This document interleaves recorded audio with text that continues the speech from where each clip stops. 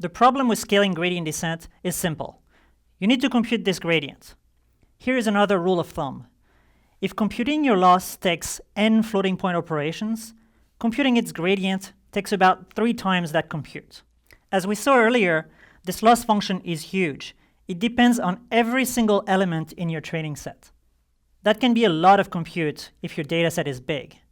And we want to be able to train on lots of data because in practice, on real problems, you'll always get more gains the more data you use.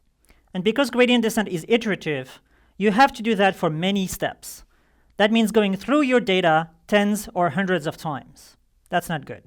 So instead, we're going to cheat. Instead of computing the loss, we're going to compute an estimate of it. A very bad estimate. A terrible estimate, in fact.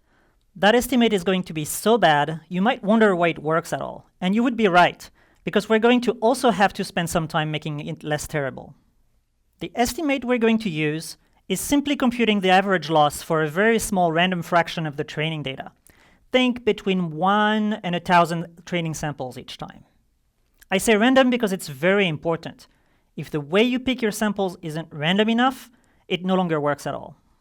So we're going to take a very small sliver of the training data, compute the loss for that sample, compute the derivative for that sample, and pretend that that derivative is the right direction to use to do gradient descent.